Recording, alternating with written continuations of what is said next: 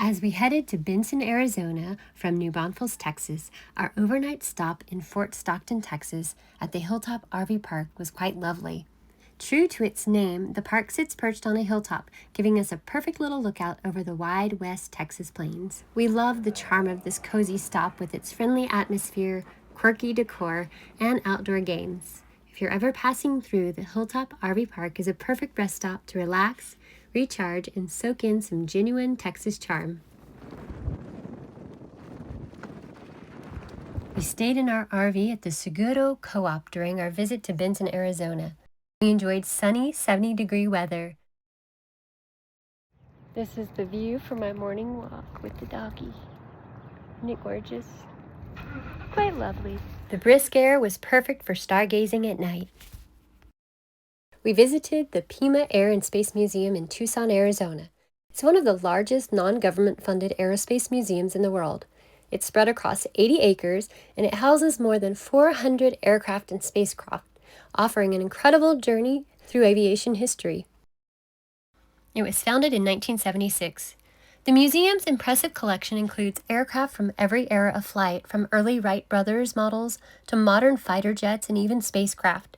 Highlights include the iconic SR-71 Blackbird, one of the fastest and highest flying planes ever built, and a B-17 Flying Fortress, known for its role during World War II.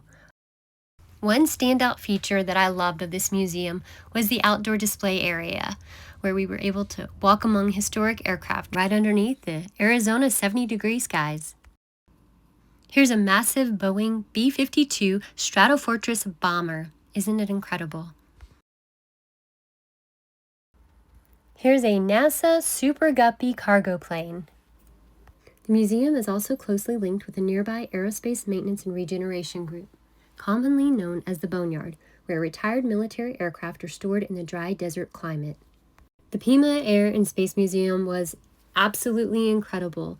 It is perfect for visitors of all ages. I highly recommend it. We spent a day driving up to Mount Lemmon, located in the Santa Catalina Mountains near Tucson, Arizona. It's one of the most scenic and unique drives in the state. The weather is gorgeous. We are headed to Mount Lemmon in Arizona, and we are just loving this weather. It's like 70 degrees right now, and check out these beautiful cactuses. And this unbelievable view.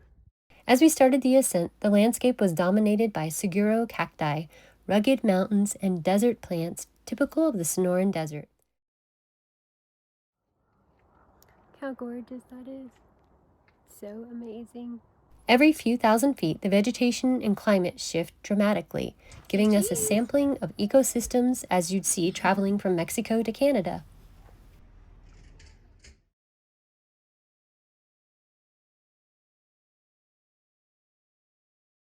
The cooler air and greener surroundings make it feel worlds away from the desert below. Gorgeous!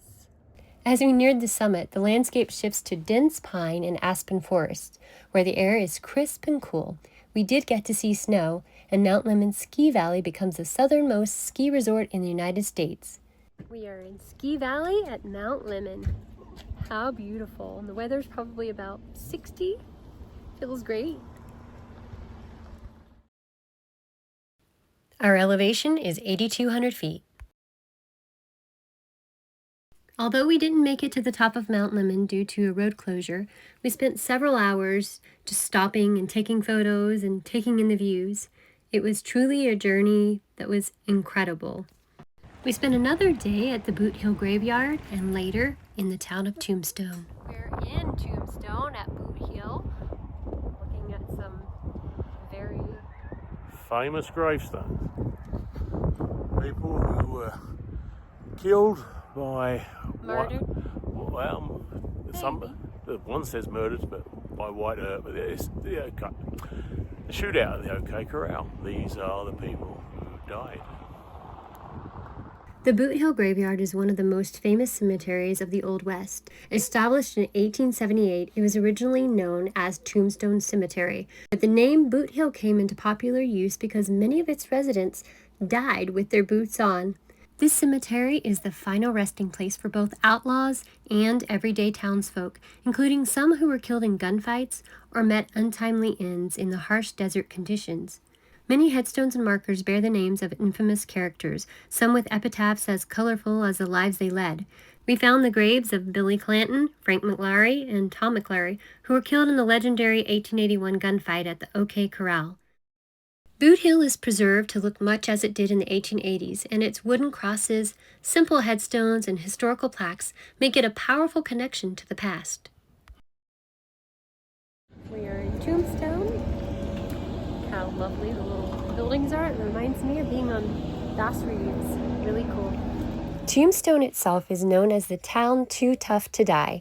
It was founded in 1877. It quickly grew into a bustling silver mining boomtown, attracting prospectors and entrepreneurs, but also gamblers and gunfighters. At its peak, Tombstone had numerous saloons, dance halls, hotels, and theaters, as well as 2 newspapers and its own opera house. The town became famous for the gunfight at the OK Corral, a 30-second shootout that pitted lawman Wyatt Earp, his brothers, and Doc Holliday against the Clanton and McLaury brothers, cementing Tombstone's place in Wild West history. This store owner reveals a fascinating piece of Tombstone history. Shefflin Hall to see a play. Shefflin Hall is the tall Masonic building there on 4th and Fremont. They come over here afterwards. Wyatt sits along the wall there where our t-shirts are today, and Morgan's playing pool with Bob Hatch, one of the owners. I do have a t-shirt here. The owner designed it. Campbell and Hatch Saloon and Billiard Hall, March 18th, day before Wyatt's birthday. It's also 5 months after the incident on Fremont Street, which later in 1929, Hollywood changed that title to the gunfight at the OK Corral. So you got the smoking gun coming behind Morgan. That would be coming through our changing room door today. These words were Morgan's. They were only heard by Wyatt. This is the last game of pool I'll ever play. So when the gunfire comes in, it misses Wyatt.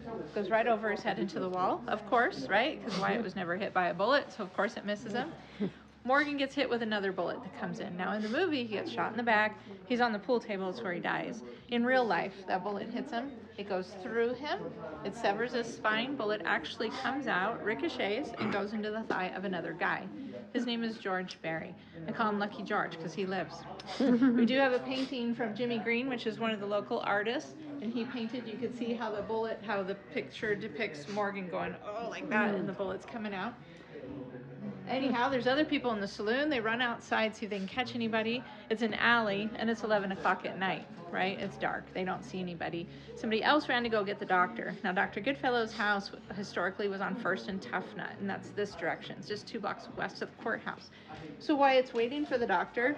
He moves his brother into the parlor, which would be this room right here. Okay, so you can see from this photo we are twice as wide today. Yes. So that room would be over here. There's a poker table, a faro table, and a couch. Wyatt moves his brother over to the couch, and that's where he hears him say, this is the last game of pool I'll ever play.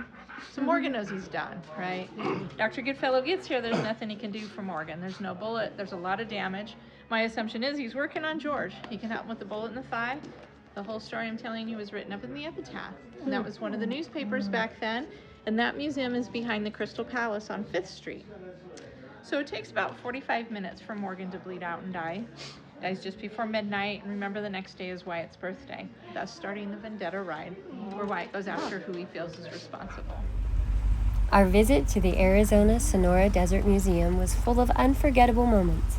As we approached, a coyote crossed our path, allowing us an unusually close encounter with this desert creature. Hi, Pretty.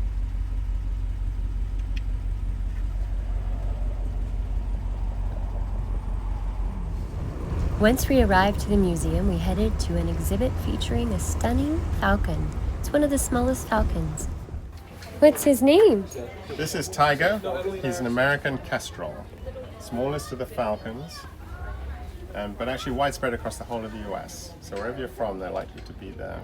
Oh. Preferred prey is large insects, grasshoppers. But being seasonal, he's pretty much a generalist. He'll eat anything about that size. Oh, wow. Small rodents, small lizards, even small birds. So, as I said, they're widespread across the US and then down through central into north part of South America. Can I come closer? You can get a little bit closer, yeah? Okay, a little bit. Yeah, if he starts getting worried, I can just move him back. Yeah. Pretty. So this guy is an adult male. He's about 9 years old. The males have that blue-gray on the back of the wings. Females are brown there. Otherwise, they're about the same. They both have those really distinctive facial and head markings. We were just in time to visit the theater where an animal keeper introduced us to a colorful macaw, a curious skunk, and a prickly porcupine. Each animal had a personality of its own, and seeing them up close was fascinating, especially the porcupine. It was regal.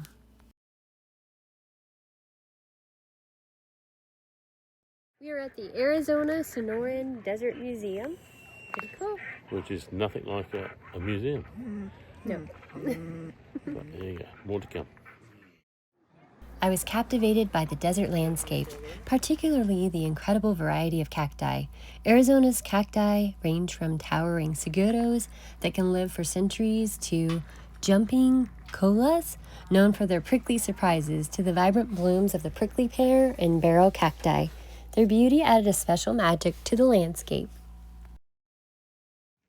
Isn't it so beautiful?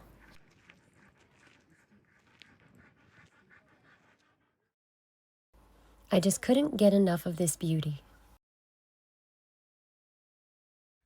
We also had an amusing encounter with a black bear that seemed quite interested in Con.